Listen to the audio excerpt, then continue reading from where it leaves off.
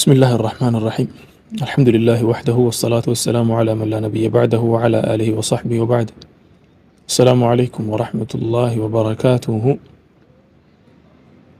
والله አንዳንድ ዜናዎች ያሳዝናሉ ሆኖም ግን ብዙ ትምህርቶችን ስለሚያስተምሩን እስቲ ለመማሪያ ይሆን ዘንድ ነው ይዤ የመጣሁት ይሄንን ዜና ይሄን ወንድማችንን ሁላችሁም ታውቁታላችሁ ብዬ አስባለሁ ምክንያቱም ከገዛ ጉዳይ ጋር ተያይዞ በጣም ብዙ ነገሮችን ሲያስተላልፍልኝ ነበር መልካም ወንድም ነበር አላህ ይቀበለው ረህመቱላሂ ዐለይሂ ረሂመሁላህ ረህመተ ዋሲዓ ኦልሞስት ወደ 10 ጊዜ አካባቢ የእስራኤሎች ሚዲያ ሁላ ሳይቀር መገደሉን ዘግበው ያልተገደለ ልጅ ነበር ብዙ ጊዜ ደጋግመው ተገለዋል ሲባል ይዘገባል እሱ ደግሞ ወጥቶ አልሞትኩም እያለ ነበር ዛሬ ደግሞ ቀኑ ደረሰና ወደማይቀረው ዓለም ሄደ ማለት ነው ረህመቱላሂ ዐለይሂ ረሂመሁላህ ረህመተ ዋሲዓ ወአለይኩም ሰላም ወራህመቱላሂ ወበረካቱ በጣም ትልቅ የሚያስተምረን አሟሟት ነው የሞተው ወንድማችን እሱ ያለፈበት ነገር ብቻ ሳይሆን ሲላት የነበረና አሁን ህይወቱ የተቋጨበት መንገድም በጣም የሚገርም ትምህርት ያለው ነው በፊት ምን ይል ነበር ያስፈራሩኛል ይዝቱብኛል እንትን ይሉኛል ወላሂ በህይወት እስካለሁ ድረስ እነሱን ከማጋለጥ ወደ ኋላ አልልም ብሎ ሲዝት ነበር አልহামዱሊላህ በህይወት እስካለ ድረስ አንድም ቀን የገዛን መጨቆን አንድም ቀን ደብቆ አያውቅም ሙሉ በሙሉ ሲያጋልጣቸው ነበር አረማኔዎቹን ጨፍጫፊዎችን እስራኤሎችን ማለት ነው እነሱ በነገራችን ላይ በጣም ብዙ ጊዜ ድሮን ልከው ነበር እሱን ለመግደል ድሮን ብቻ አይደለም ኢቭን አንዳንድ ጊዜ ሐምላ ያደርጉበት ነበር በሚዲያቸው ሳይቀር ወጥተው ሲዝቱበት ነበር እንገላሃለን በሚል አልቻሉም ነበር አልহামዱሊላህ አላህ Subhanahu Wa Ta'ala ጠብቆት ነበር ዛሬ ላይ ደግሞ መማሪያ በሚሆን መልኩ መጨረሻው ሆነ እንዴት በሉኝ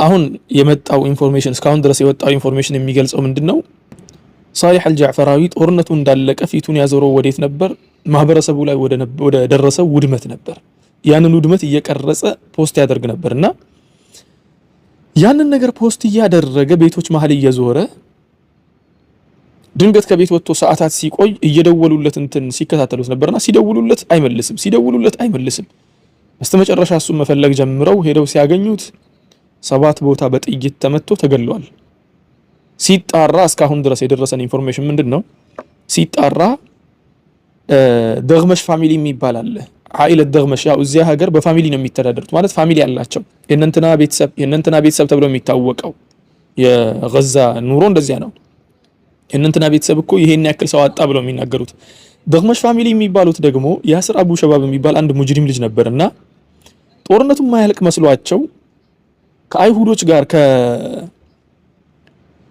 ጦርነቱ ማያልቅ መስሏቸው ከዚዮኒስቶች ጋር ወይ ደግሞ ከእስራኤሎች ጋር አብረው የራሳቸውን ቤተሰብ በረሃብ ሲፈጁ የነበሩ ናቸው ለነሱ የሚገባውን እርዳታ እየዘረፉ ሚሊሻ አዋቅረው በጣም ብዙ መቶዎች የሚቆጠሩ ሚሊሻ አዋቅረው ያ ብቻ አይደለም ሀገሪቷን እየጠበቃት ያለውና ለሀገሪቷ እየታገለ ያለው ነፃ አውጪ ግንባር ሐማስን ሲዋጉ የከረሙ ባንዳዎችና የጠላት ተላላኪዎች ነበሩ ማለት ነው የነኚህ ባንዳዎች አንድ አካል የነበረው የደግመሽ ፋሚሊ ነበር አላህ ይጠብቀን በእንዲህ አይነት ስም ከመጠራት በአላህ መንገድ ላይ የሚዋጉ ሰዎችን ጠላት ሆኖ ከመታየት አላህ ይጠብቀን እና እነኚህ ደግመሽ ፋሚሊዎች ልክ ጦርነቱ ማለቁን ሲያውቁ እስራኤሎችም ደግሞ ሙሉ በሙሉ እጇን አነሳች ምንም ልረዳችሁ አልችልም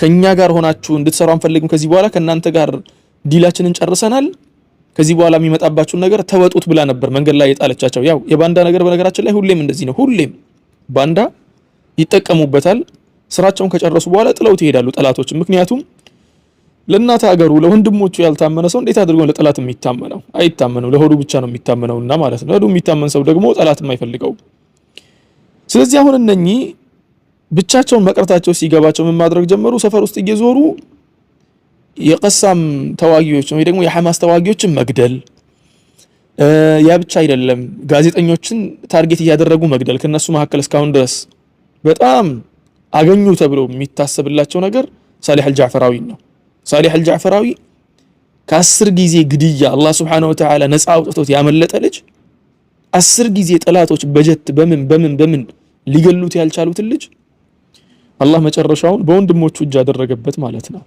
በራሱ ወንድሞች አብሮ አደጎቹ አንድ ሀገር ላይ ሲኖሩ የነበሩት የገዛ ልጆች እዚያው የነበሩት በአንዳነት ሲመጣ እንደዚህ ነው ማለት ነው። ለዚያ ነው ብዙ ጊዜ የሚጎዳ ስብራት የሚፈጠረው ከቅርብ ሰው ነው ይባላል፣ ከዘመድ ነው፣ ከወንድም ነው።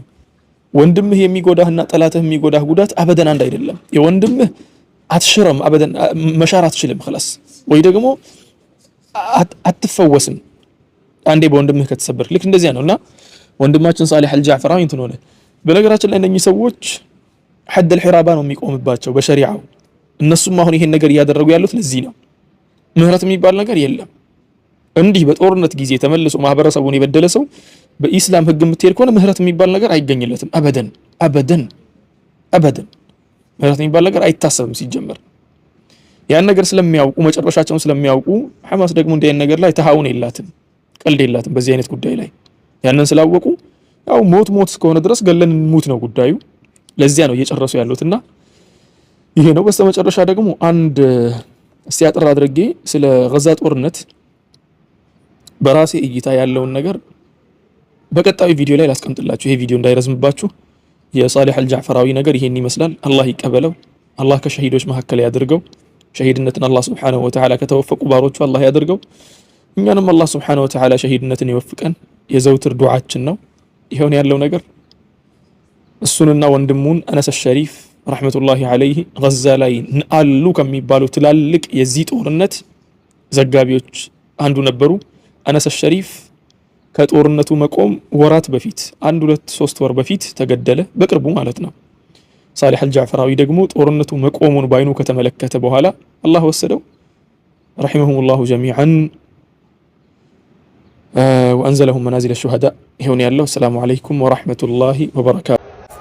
ቢስሚላሂ ረሕማኒ ረሒም ኢዛ ጃአ ነስሩላሂ ወልፈትሕ ورأيت الناس يدخلون في دين الله أفواجا فسبح بحمد ربك واستغفره إنه كان توابا.